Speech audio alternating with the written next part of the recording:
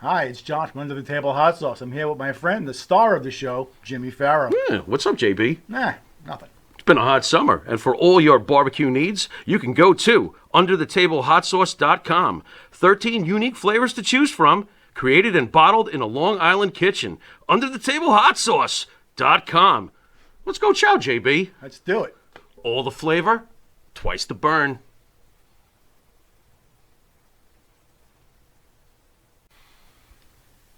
The Monty and the Pharaoh Show is brought to you by... Because wine is your second favorite four-letter word. California wine, New York attitude. Good fucking wine. Yeah.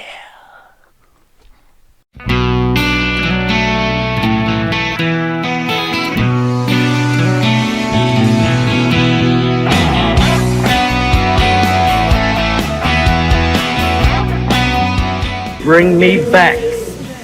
Bring me back from exile was Dusty Rose. Never sacrifice. We never leave love alone. Is hate really worth the price? Look at Watching Fox, I stopped watching everything. And you know what I started watching? This is us. Reruns of Star Trek, man. Everybody was happy in there. It was go. multiracial, man. back on the interstate. So open up your eyes way before it gets too late. Now one man, there's no way you can. Hit the street lights running, don't give a damn. A simple explanation that you'll never find.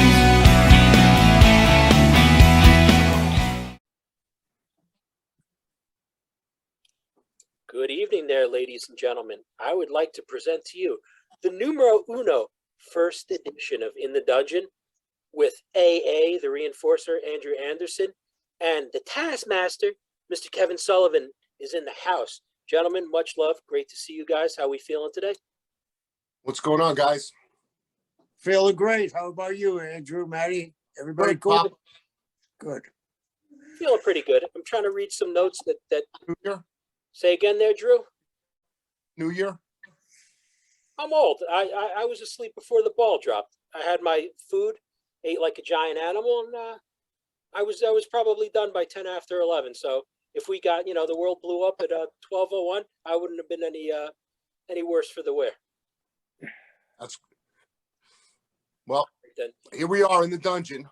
So the premiere episode. So I'm reading by Mr. Andrew Anderson, his little chicken scratch or something that looked like a 3-year-old on meth may have wrote. But these are important questions, as this is our premiere thing. So, number one, so why call the show In the Dungeon, gentlemen? Well, Andrew came up with the name, and it's very good, I think. So, Andrew, take it over. Well, it's homage to Kevin, and what Hulk Hogan and Kevin came up with, that the organization known as the Dungeon of Doom. And I figured, since me and Kevin are running around as the Dungeon of Doom on indie shows all across the country, might as well call it In the Dungeon. So Mike, Monty, and myself said, why don't we call it In the Dungeon? And we came up with In the Dungeon. Yeah, pretty simple and straight. I'd like to thank Marty and the Pharaoh for having us on. It was very nice of them. Every time you go up there, they treat you very, very well. So if any wrestlers out there and they've been approached by Monty and the Pharaoh, believe me, they're great guys, great interviewers, and I've had a ball with them. Yep, two of the most professional interviewers out there, and they're not afraid to ask questions, right, Kevin? No, they're not afraid to ask questions. And I like that they have a real good history behind them about pro wrestling. And I think we're going to bring that to the forefront because there are people's names that have been lost in history.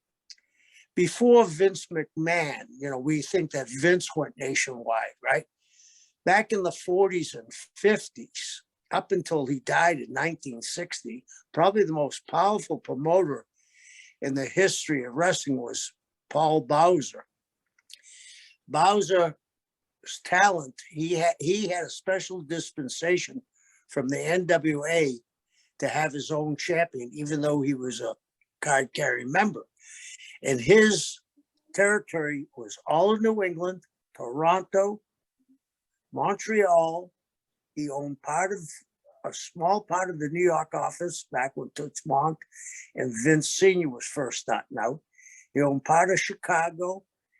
He owned LA, put a promoter in LA, and he put a promoter in San Francisco. And his champion would drop the belt or defend the belt in those cities around the country. So he was probably the first national promoter. So that's a thing in the day, because when TV came in, he had his stars, and when he would put them on the board or the program, the billboards, it would have a little thing, TV star out of Chicago, which was a national television program. Wow. Yeah. Pretty cool. And going on to shows like when we were doing podcasts and TV shows like Monty and the Pharaoh, they were two of the guys that were fascinated with the history of professional wrestling, and that was stuff that even they didn't know, couldn't being the historians that they are. Kevin is well renowned as a historian in the business, and his wife Linda actually wrote a book called Old School, which the names and the places have been changed, but the characters, once you read the book, you'll be able to put a connection with Vince McMahon's character, Vince McMahon Sr.'s character, Paul Bosch's character, Paul Bowser's character, Sam Munchnick's character, Fritz von Erich's character, and you'll be able to tie in all the pieces if you know your wrestling. If not, it'll be just another story about how all the underworld at the time ran the professional wrestling business, right, Kev? Right. Because you got to remember, they also ran the boxing. I'm not saying that they had complete control of the wrestling business, but it's funny that all the Monty, when Monty and the Pharaoh and I were talking, when the NWA was formed, it was formed on port cities, whether it was the Mississippi, the Atlantic, Pacific, the Great Lakes. So, the docks have always been in control, or were in control back in the day, by unsavory characters. Yep, absolutely. And Linda wrote a book called Old School by L.A. Taylor, which is Linda's real name, her maiden name. And, it's out on Amazon. You can look at it on Amazon.com, and you get your book on Amazon Books. So that's one thing we're plugging relentlessly, not only on our podcast, but also on other podcasts, also as we travel across the country and make appearances at various conventions and meet and greets. Right, Kev? Right. Absolutely. Well, yeah. So I think that's something that's going to be enjoyed by everyone, is that you guys are going to bring together. And I think the real purpose in the dungeon is we're going to be able to bring that history, right? That wrestling history, not just guys who've wrestled and guys who've been around the industry for decades, but you guys together with all your combined years in and everything, going to really be able to supply your viewers out there with the history of the business, what it was, how it is today, where you think it's going to go in the future. And I think it's going to be an interesting look, right? I don't want to interrupt you, but not only going to be about professional wrestling. We're also adding a lot of diversity to this podcast. This isn't just another professional wrestling podcast. This is not going to be just another sports-oriented podcast. We're going to have everything from professional wrestlers, professional powerlifters, musicians, rock stars, famous guitar players, hint, hint, wink, wink, and various comic book artists, master distillers, and through our contact with you, some very famous chefs and manufacturers along the way, and one of our first guests on the next episode is going to be Craig Massey, who was on WWE's A&E's edition of WWE's Most Wanted Treasures, Most Sought After Treasures. And he was the one who was on that episode and had a lot of memorabilia. He's going to be on with us on the next episode discussing that. So we're not just dealing with wrestling, we're dealing a lot of cross-pollination in the wrestling business. So, but being as we're talking wrestling, Matt, I got to throw something at Kevin. I'm going to bring a little bit of controversy. Kevin called. We didn't even get through 10 minutes of the first episode, No, we have, Kevin, and he's on your ass already. Kevin was a little upset last night because he heard somebody call Brock Lesnar a part-time champion, a part-time wrestler. Kevin, your thoughts on that? Well, the ratings have jumped. Brock is a special talent. And this is just my opinion. When you're on television constantly and you're in every pay-per-view, you become just, even how great these guys are, you almost become just like the other guys. I think the way they've handled Brock is that he's been able to stay on top, and I got to give him credit. You know, you got to evolve. And the look on Brock now, and correct me if I'm wrong, he's a babyface, right? Mm-hmm.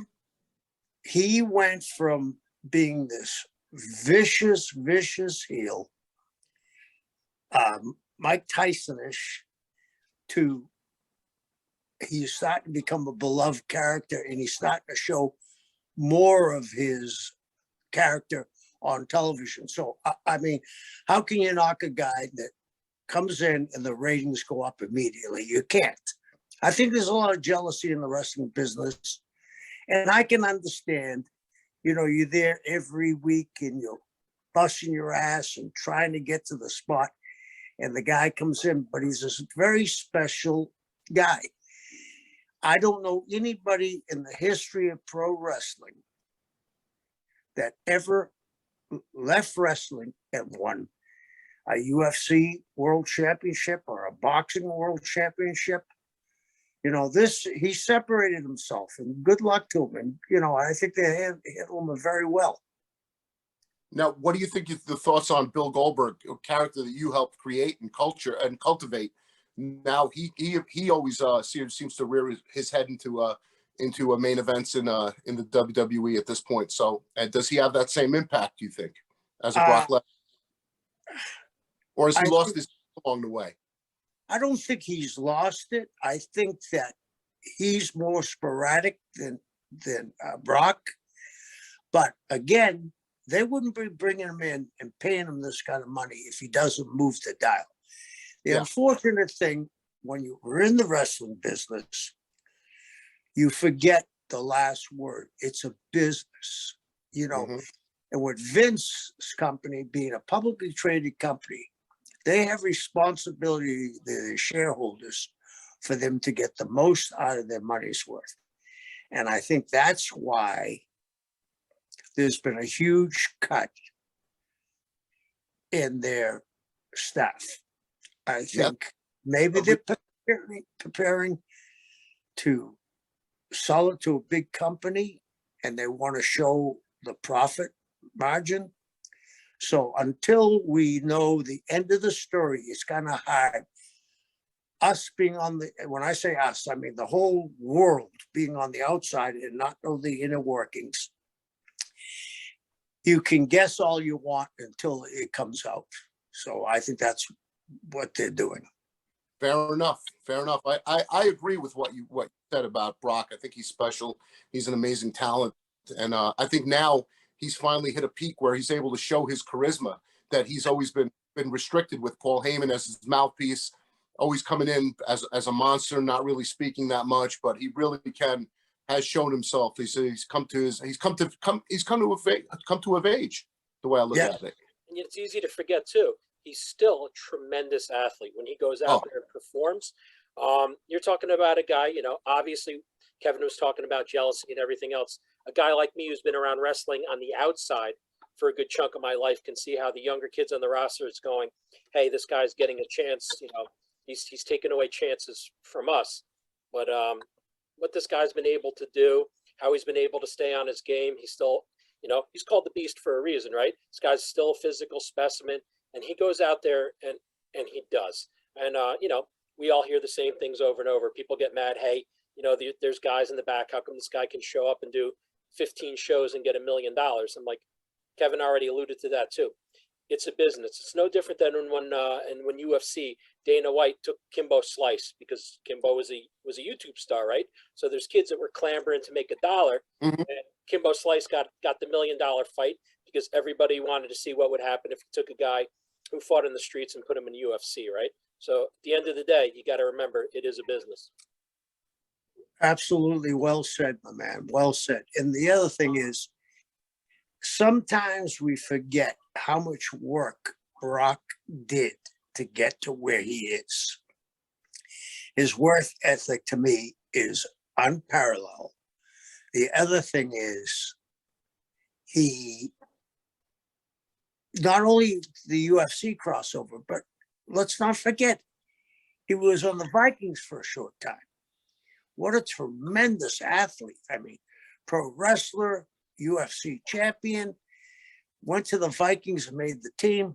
Pretty amazing athlete. Yeah. So his dedication to get to where he is to me way, way above anything I've ever seen. Yeah, agreed. And I'm glad that, like I said, somebody like you is actually a historian of all this to come out there and say it, because I think it gives that different perspective to people, you know, stuff that people aren't necessarily thinking about. And like I said, the younger crowd or the younger kids, like, why is this guy being given a chance over me? He disappears. I'm like, well, he can disappear and then come back and then perform at an incredibly high level. And then everybody in those arenas is clamoring to see him. And again, I think at the end of the day, it's generation. I think it's also a generation thing. Brock was from another generation of wrestlers coming into this new generation, which is how I felt at times. You know, like I was misplaced sometimes and lost in the shuffle. You know, Kevin knows that feeling. Knows how I feel about that, right, Kevin? Yeah, and the thing is, in some ways, you were caught in between two generations, and it's hard, you know, because you're from the old school, which wasn't, you know, as big as you are and as strong as you are. You're not going to do what some of the younger kids are doing today, which is, I've watched it. They're fantastic athletes. You know that, Andrew. They're fantastic athletes, but I think there's a spot for everything. And maybe we're going to see a little bit of change because I've watched Taz's son, Hook. That kid is something different. He's special. He's wrestling, doing judo moves. He looks the part, even though he's going to grow. We know that, but his matches, what I like, are completely different than everybody else's. Rick Steiner's son also. Rick Steiner's son is also another equal parallel right there. You know, right? Two dads that were well versed in Greco-Roman freestyle wrestling. All of a sudden, their kids, their children are now their proteges. You know, and out in the ring, and one of them is in AEW, the other one is in WWE. It's just pretty amazing, you know. So yeah. And I think we're going to have a chance to see these guys grow and draw nothing but money. Yep, absolutely. You got Kip's kids, Billy Gunn's kids that are in. So it's always interesting when you get to see the next generation of talent and to see that evolution of the talent, right? I mean, Hook clearly is not built the way Taz is built, and you can see. Just look at how Mysterio and his son are. So you get to see how the evolution, which each generation comes up to, which is kind of neat, right? Absolutely. Yeah. You know, Steiner's kid, I think will surpass up here. It will surpass the Stein brothers, and that's saying something. Because Rick, I saw a quote from him. He wants his kid to do that. He's behind him 1,000%, and he's got the capability because of his amateur background. He's a real great athlete. And I think we're headed to another evolution that we're going to get closer, maybe, to UFC. Where I'm saying this, we're starting to see a little bit, like I said, and Andrew brought up Steiner's son, Steiner and Hook. And some of the guys like Jericho, who have been able to cross over from generation to generation, they're a little bit more pound and ground. It's like watching a football game. All of a sudden now it looks like they're going back to a running back, not passing all the time. So it's a whole different look. And this evolution is going to be a big deal because AEW is nipping at WWE's heels. And what have they been in business? 2 years? Yep. They've done an amazing job. And I hear people always saying, well, they're only getting this much amount of ratings. Let's not forget, they're on TBS and TNT, which covers most of the United States, all of it, I believe, if you have that package. So as they grow, I think, MJF,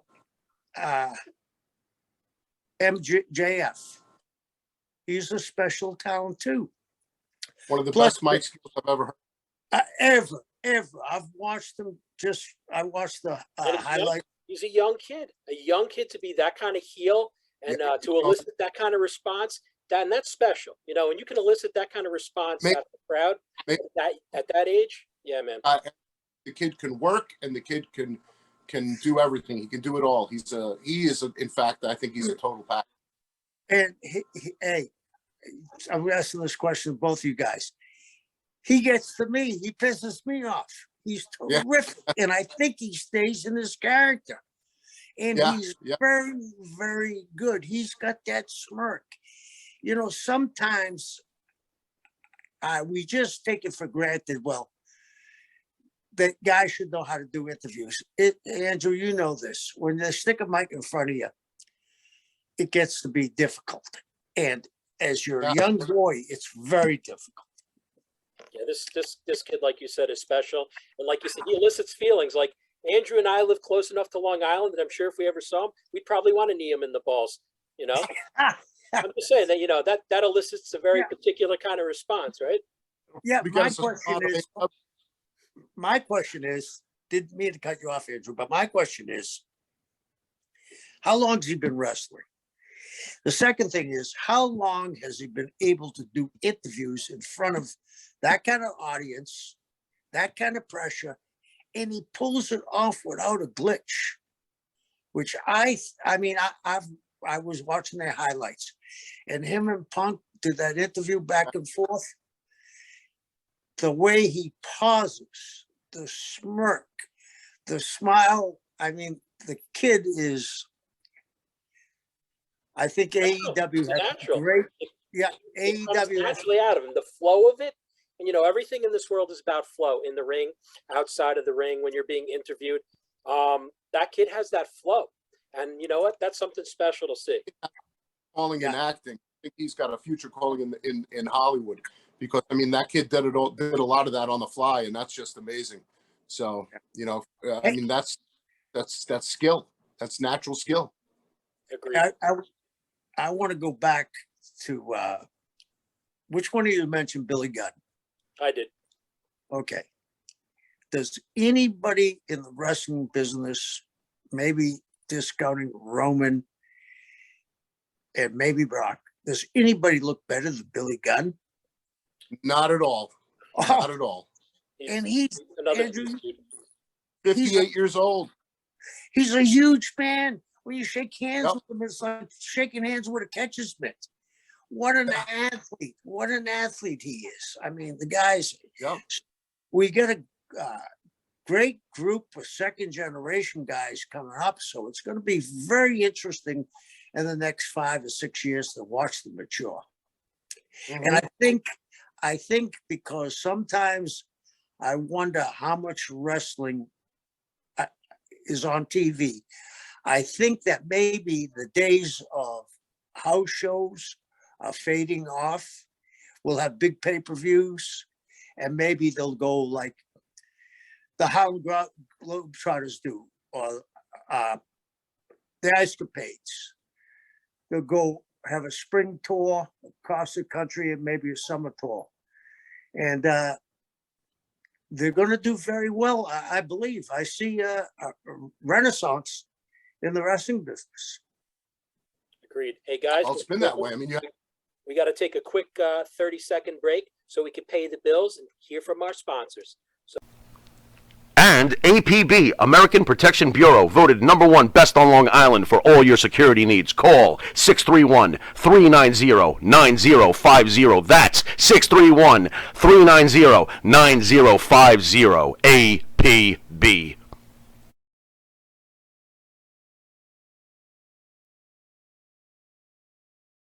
Do you treat your dog as part of the family? Well, so do we. So why not celebrate your pup's birthday with the ultimate party box? Check us out on Instagram, Twitter, and Facebook at Party Pup Info, and let us make your pup's party or any celebration perfection. Introduce a friend of mine here. Yeah. He trains with me every day. He was an amateur wrestler. He's had amateur MMA fights. Ryan, come on over here. This guy trains very, very hard. And I'm hoping that he goes back and does some MMA. oh, Right. buddy. Welcome to the show, Brother Ryan. How you feeling, my man? Excellent. I think my shoulder's out of the socket, but other than that, You kind of look like Jack Osborne a little bit. I don't know who that is. Like Jack Osborne, Ozzy's kid. Oh, okay. Yeah, a little chubby. See, you Andrew for 30 seconds, you already want to fight him. See, that's that. Yeah. Kevin, you've done your job, bro. That's right. Yes. Hey, really? together. Way to go, Drew. He's unbelievably strong. He's like you, Andrew. He's just strong naturally. I mean, we've been training probably 2 years together. He comes over and drags me into the weight room at the house, and he can step away from the weights like you can, Andrew, and for 2 months, and then he's back up to like 90% of what he can do in his first workout. Now I get to meet the reason why he can't walk half the time. Yeah, that's Yeah. This guy, You're good coach. torturing the old man, aren't you? Yeah. You're torturing the old man, aren't you? Yeah, he's doing well. He did work legs yesterday and did a great job. Awesome. Hey, Yeah. and you also helped us with some technical issues. I want to thank you for that too. Yeah, he's great on anything. Yeah, he's great mentally in the head. Like maybe me and you are missing a few. A few. Oh, that was so kind. All of us are missing far more than just a few. Yeah. So, and now we're going to talk about. We have some things to talk about. We're coming. Kevin and I are coming into World Class Championship Wrestling on January 22nd for their Have a Nice Day event with featuring Mick Foley. Kevin and myself are coming back as the Dungeon of Doom. Myself, Kevin, and we have a new member who's Kevin. You want to touch base? Mention who our new member is. It's already average. Okay, you talk to him because you talk about it because you know more about him, Andrew. Ivan Warsaw came into fruition with a big feud with Enzo in SWE Fury, and he really proved to everybody that he was really. I don't know what happened over there. Just for a second, I'm out of it for a second. Hold on. You're out of it for a second? I don't know if that's an accurate statement, but all right, continue. Craig Warsaw has come into fruition. He proved how he was able to work when he was in the ring with Enzo at some SWE Fury shows. Really phenomenal athlete, unbelievable character, and he's very dark and brooding. And Kevin and I both figured that he would be perfect for our Dungeon of Doom as a new member, and we should be tearing it up all over Texas and hopefully States together pretty soon. But January 22nd, he makes his debut in World Class Championship Wrestling, World Class Wrestling Revolution, and we have a bunch of great stars there. Jacob Fatu has a rematch with Ryan Moonshine Mantell. Jenny Santana is there again. Trying to think who else. The real world champion, Charlie Haas. Champion, who we consider, Kevin and I both consider him to be the real world heavyweight champion. Right. So, and because I mean, the guy's a shooter. The guy's amazing, and he's just phenomenal. And Andrew, you know, I got to cut you off for a second. I think Craig is calling you. Did you respond to him? yes, I will. Okay. Go ahead. Go ahead, dude. Just go on without me. Okay. So, can you hear me, my man? I can, brother. So I get while Drew is off in the netherworld, why don't you tell everybody out there how the unfortunate day is that you wound up teaming up with Drew and how you two guys know each other. I've known Drew when Drew was a young boy. You know about him bench pressing all that weight at the Meadowlands. What was it? 2 1/4, 72 times for our charity. I was interested in bringing Drew in, and he came into WCW for all the TVs, and unfortunate that I think he would have had a great position there, but WCW went under. And Drew is, when he puts his mind to it, he can do about anything. You know, the old story, you can't judge a book by its cover. Andrew has 2 degrees. He's a historian. He reads. He's a clever guy. And the unfortunate thing is, like I said before, he was caught between 2 generations. If he had come 10 years earlier, he would have fit in perfectly with the big bodies and the hard hitting that wrestling was and is coming back to. He would have fit in perfectly, but it's great to be around Drew. You know him, got great personality, makes you laugh all the time, and he's a special person. Truly is. So, Yeah. so Drew, we were talking about how you and Kevin know each other, and what he was saying, I don't even think you PayPal him any money, but everything that he said about you was actually very, very nice. So before you comment. I got a contact from the next episode's guest, so just now as it was going, because we're filming the double shot, but yeah, Kevin and I know each other for almost 30 years, and 26 years I know Kevin, 26 years actually, and he remembers when I was carrying Jimmy Snuka's bag when Metal Maniac and Jimmy discovered me, and you know, I tried to get a job working up, you know, for WCW. I went to the power plant for a little bit, tried to get on, and my friend Chris Ford, Crowbar, was already on TV, and I was really trying to get on, and you know, I was one of those guys that was, you know, really trying to do his part, but you know, things happen. It was in the wrong place, the wrong time, you know. So, but it was a great experience, and I wouldn't change a damn thing, no regrets, you know what I'm saying? And you know, it's shit happens for a reason, you know. And look, I'm here, we're having fun, and Kevin and I did some international tours together. We got another one coming up in the UK on February 17th for World Pro Wrestling, and Matt Jarrett's company, World Pro Wrestling, and got some great talent over there. Too Cold Scorpio against Tajiri, and we have other talent on it like Hernandez, and God, that it just goes on. And I got a match there myself, and I can't wait to get on that show and be in the UK again. I haven't been in the UK in almost 15 years, and this is looking forward to going back to the land of the Queen. You know, go save the Queen.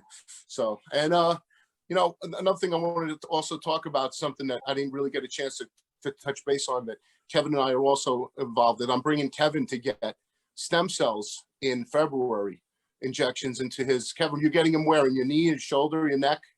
Mine, shoulders and neck. Yeah. Yeah. So Kevin's going to get them in his shoulders and neck, and hoping that it would help regenerate some of the tissue that was torn up and the damage, reverse some of the damage that was done. We just had Gangrel there for Prodigy stem cells, and Jenny Santana was there in November, and myself, I shoulder almost full range of motion again. You know, I'm not going to be military pressing, you know, 225 pounds anymore, or dumbbells, 150-pound dumbbells, but I'm just happy to be pain-free and, you know, being able to do what I got to do. And Gangrel just did his back and his knees, you know, so, you know, hopefully we'll be able to help Kev out, right, Kev? And, you know, AJ Caprio and Dr. Angelo Caprio at Integrated Pain Management, I'm giving them a plug, because they are some of the guys that help keep me around and keep me driving everybody crazy in the wrestling business and in the media and acting business, driving everybody nuts as only I can do. So we'll just smile and wave. Yes, we love you. Yes, smile and wave. We love you. So anyway, so what else is going on as far as your world, Matty? What's going on with you? Well, obviously, since we've had this little thing going called COVID going on, it's been a strange world. So for much like you guys, for people that are usually on the road 100, 120 days plus a year to kind of have our wings clipped a little bit, things have been interesting. As a promotions guy, there's not a lot of big events or things to promote when it's highly frowned upon. So, much like you guys, we're doing stuff like we're doing today. I think the whole evolution of what we're doing today actually started with COVID. As you know, I have my bourbon blog show, which is up to its 100th episode now, and it's spawned from the inability to be with people in person. So the second best thing is to be doing it digitally the way we're doing today. And like I said, now you're co-hosting with the Reinforcer and Kevin Sullivan, the Taskmaster in the Dungeon. Who would have thought? Exactly. And tomorrow evening, you and I have a date with Sanj Patel in Sanj's Smoke Shop, unveiling his newest stick. Yep. As a matter of fact, see that behind my head, kids? That's the new logo there. Yep. for SP 1014s, baby. Sanj Patel, if you're Jersey folk, so that's tomorrow.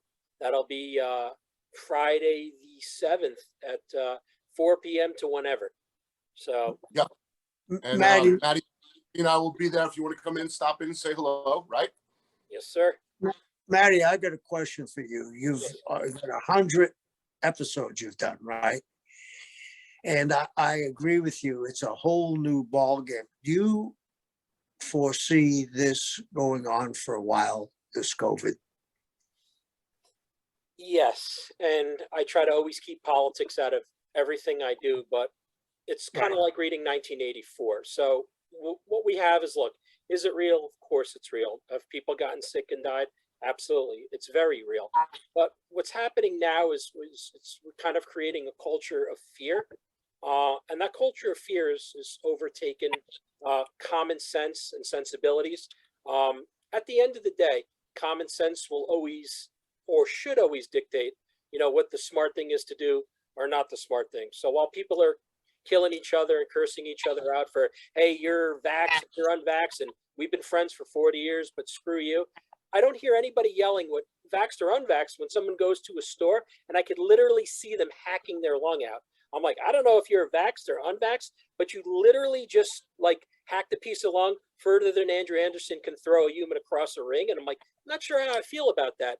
And again, that's a sense and sensibility thing. Do this, do that.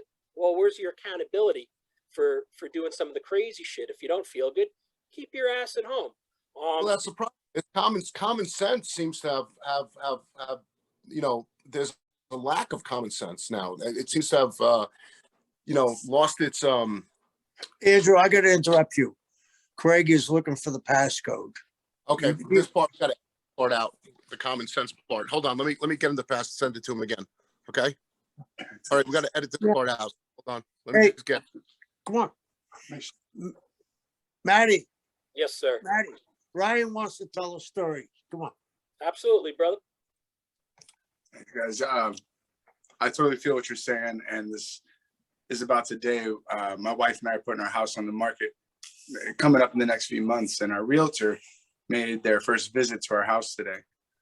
And with respect to him, I followed his rules, but in my own house, I had to mask up and walk around my own house, breathing the same oxygen I've been breathing in and out for all week. But the lack of common sense there, just, I don't know. I feel you. It's astounding. So that's it. That's what I wanted to say. No, but it's a truth, man. Like I said, common sense is in the toilet. And fear, like I said. Tired of that same old breakfast, lunch, and dinner. Same old tasting scrambled eggs, burger, that dinner steak, ribs, or pork chops. Why not add a little bit of spice or just a touch of heat to make the difference? Change that scrambled egg with a little bit of Johnny Fabulous's John Cena Sr.'s $1 Million Jalapeno Hot Sauce. Great on burgers, steaks, chops, and those barbecued ribs. M&J Video Games and Collectibles. Sport and non-sport cards, wrestling items, autographed items. We buy, sell, and trade. M&J Video Games and Collectibles, located at 1049 Queen Street, Southington, Connecticut. Call us at 1-860-479-9223 or 860-93-GAMES. M&J Video Games and Collectibles. Getting back to what we said, you got 100 blogs out there. Do you think 5 years ago you would ever thought about podcasting? No, I always knew where it had its importance and how to reach people. And like I said, there's a platform for it. But after what happened and literally not being around to have contact with other people and this filling in for it, there's no world where I ever thought that this would happen. And again, it's something we very much took for granted because the last time this happened was 100 years ago during the Spanish flu. So nobody thought about this. This was everybody's worst nightmare. And part of the human condition is all of us want to be togetherness. Humans are social beings, right? So we had to go for the next best thing, and this is what we got. I got to inject something, Matty. I'm a huge baseball fan, okay, especially the Red Sox. Yeah, I didn't want to say anything. I'm a Yankee fan. You got the international choke sign, right? And why? Three games up, and you bring a Hall of Famer, the only guy elected unanimously. But you got thank goodness, because Big Papi's going to get in because of what he did for the Red Sox, 3 championships. I got 27 rings to help the boys shine. Right, kids. But what I was going to say was, I saw a thing that I couldn't believe. It was a picture of a 1918 game where the catcher, the batter, and the umpire had a mask on. So mascot knew, you know what I mean? But I hope that we get back to this normalcy. I mean, that's enough said on that product. So. Yeah, and like I said, it's going to be common sense. And like I said, each generation is different. Luckily, this isn't World War II where you go like this. I have a sniffle. I'm out. I'm like, dude, it's a sniffle. Nope, I'm done. I got a sniffle. Right now, with this new Omicron variant, I think a lot of people are looking for a reason to stay home and looking for a reason to waiting online where they weren't with the initial thing, waiting online to get COVID tests, and people are just lines going around the block. There's a lack of surplus in COVID take-home tests, and everyone from physicians to those little. Andrew, I'm going to interrupt you. You know what I find strange? You talk about the COVID lines, right? Ryan lives up the street from me, right here on Columbia Beach Drive. We don't have any lines. You can walk into the Family Island Drug and get any kind of shot you want. It seems to me, we got very few people in this end of the island at this time of year, where our population probably triples in the summertime. Mm-hmm. But I find it strange, but that these people have as much as they need, but Seattle, major cities don't. LA, you know what I mean? It's crazy. It's crazy. Smaller suburbs, there are lines going around. Every city MD, every little mom and pop vaccination center that they have, they're all lined up for COVID testing. Not for the shot, not for the vaccines, to get COVID tested. And most of the people who are getting sick are the ones that haven't been vaccinated. Yeah. So, I mean, there wasn't a big rush, a run on the bank to get a COVID vaccine, but you want to get COVID tested. You want to know if you have it or not, but you don't want to know if you're immune to it or not. But getting a vaccine, I mean, I'm not saying it gives you immunity, but at least it gives you a chance. It's a chance at survival. So